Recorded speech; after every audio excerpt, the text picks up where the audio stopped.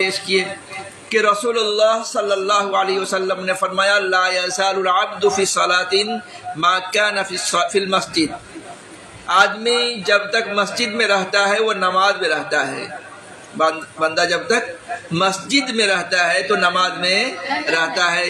ینتظر الصلاۃ، جبکہ مسجد میں کیا کرتا ہے؟ نماز کا انتظار کرتا ہے۔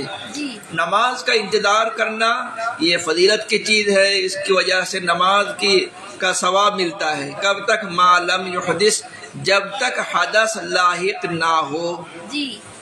تو امام بخاری رحمۃ اللہ علیہ نے یہ کہا کہ دیکھیے یہاں معلم یحدث ہے تو لہذا خون نکلے تو اس کا بیان تو ہے ہی نہیں، اس کا بیان ہے ہی نہیں۔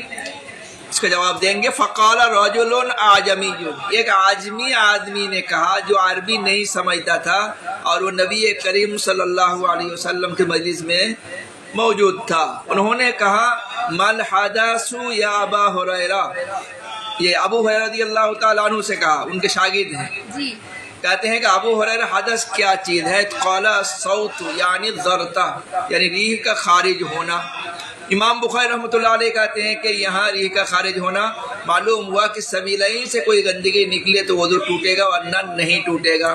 تو بات یہ ہے کہ یہ اس سے استدلال کرنا تب صحیح ہوگا جب یہ وضو توڑنے سے متعلق مسئلہ ہے۔ یہ عباد ابن تمیم اپنے چچا سے روایت کرتے ہیں، وہ روایت کر رہا ہے کہ اس سے نبی کریم صلی اللہ علیہ وسلم سے فرمایا لا ينصرف حتى يسمع صوتا او يجد ريحا، روایت پہلے ہو چکی ہے۔ امام بخاری رحمۃ اللہ علیہ اس سے وہی استدلال کرنا چاہتے ہیں کہ سبیلین سے کچھ نکلے، لہذا اس سے بھی استدلال کرنا صحیح نہیں ہے۔ اس کے بعد روایت ہے محمد ابن حنافیہ، یہ کون ہے معلوم ہے؟ یہ علی رضی اللہ تعالی عنہ کے بیٹے ہیں۔ حنافیہ جو علی رضی اللہ تعالی عنہ کے ایک بیوی ہے، اسی کے بیٹے ہیں محمد ابن حنافیہ۔ وہ کہتے ہیں کہ علی رضی اللہ تعالی عنہ نے کہا کنت رجلا مذاء فاستحییت ان اسأل رسول اللہ صلی اللہ علیہ وسلم، کہ مجھے مزی کا واقعہ بہت زیادہ پیش آتا تھا تو مجھے شرم آیا کہ میں نبی کریم صلی اللہ علیہ وسلم سے صراحتاً یہ مسئلہ پوچھوں۔ فامرت المقداد ابن الاسود، تو میں نے مقداد ابن اسود رضی اللہ تعالیٰ عنہ کو مسئلہ پوچھنے کے لیے حکم دیا۔ فسألہ، تو اس نے پوچھا۔ فقال فیہ الوضو، تو نبی کریم صلی اللہ علیہ وسلم نے فرمایا اس میں وضو ہے۔ امام بخاری رحمۃ اللہ علیہ کہتے دیکھیے یہ بھی ہے مدی کا نکلنا، یہ قبول سے نکلتا ہے، دوسرے کسی اور جگہ سے نہیں۔ معلوم ہوا جب وہ ناقض وضو ہے لہذا سبیلین کے علاوہ ناقض وضو نہیں ہے۔ تو ہم کہتے ہیں کہ یہاں کوئی استثناء یعنی کوئی متعین کرنا ناقض وضو کا کوئی یہ نہیں ہے، بلکہ یہ مسئلہ بتانا ہے کہ اس کی وجہ سے غسل نہیں ہے، کیونکہ علی رضی اللہ تعالیٰ عنہ اس کی وجہ سے غسل کرتے تھے، دوسری روایت میں ہے، اور بہت پریشان ہو جاتے تھے، بیمار پڑ جاتے تھے اس کی وجہ سے۔ تو ان کو شک ہوا کہ کہیں مسئلہ تو الٹا نہیں ہو رہا ہے کہ مزی کی وجہ سے ہم غسل کر رہے ہیں۔ تو پھر پہلے انہوں نے مقداد سے پوچھا، وہ نہیں پوچھا، پھر دوسرے عمار رضی اللہ تعالیٰ عنہ سے پوچھا، پھر دیر ہو گئی تو خود علی رضی اللہ تعالیٰ عنہ پوچھ لیے۔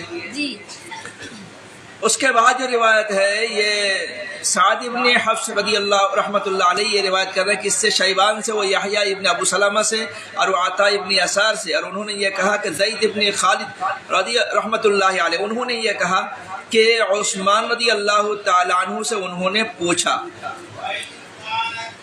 کیا پوچھا؟ قلت، میں نے پوچھا ارأیت اذا جامع ولم یمنی، میں نے پوچھا کہ اچھا بتائیے اگر کوئی میاں بیوی جماع کرے اور منی کا خروج نہ ہو تو غسل فرض ہے یا نہیں، یا کیا کرے گا؟ قال یتوضأ، قال عثمان یتوضأ کما یتوضأ للصلاۃ، تو عثمان رضی اللہ تعالیٰ عنہ نے کہا کہ جس طرح نماز کے لیے وضو کرتا ہے تو ایسی صورت میں بھی وضو کرے گا۔ کیوں؟ اس لیے کہ جماع کرنے کے بعد اگر اکسال ہو تو اس میں اگرچہ منی نہ نکلے تو مزی تو نکلتا ہی ہے، جی اور مزی کا خروج یہ ناقض وضو ہے۔ اس اعتبار سے عثمان رضی اللہ تعالیٰ عنہ نے کیا کہا کہ وضو کرے گا، جس طرح نماز کے لیے وضو کرتا ہے تو اسی طرح کے اس کے لیے کیا کرے گا، وضو کرے گا۔ جی اکسال کا جو مسئلہ ہے یہ پہلے صحابہ کرام کے دور میں اختلافی تھا۔ اکسال کا مطلب کیا؟ اکسال کا مطلب یہ ہے کہ جماع کرتے ہوئے ٹھنڈا پڑ جانا منی نکلنے سے پہلے پہلے۔ کبھی کبھی ایسا ہوتا ہے کہ کوئی آدمی اچانک بلا لے، تو ایسا ہوتا ہے کبھی کبھی، جیسے کہ واقعہ بھی آ رہا ہے ابھی۔ تو اگر اکسال ہو جائے اس صورت میں، یعنی منی نہ نکلے اور جماع سے فارغ ہو جائے، تو ایسی صورت میں غسل فرض ہے یا نہیں، یہ صحابہ کرام کے دور میں اختلافی تھا۔ جی بہت سارے صحابہ جیسے عثمان رضی اللہ تعالیٰ عنہ ہیں، علی رضی اللہ تعالیٰ عنہ ہیں، زبیر رضی اللہ تعالیٰ عنہ، طلحہ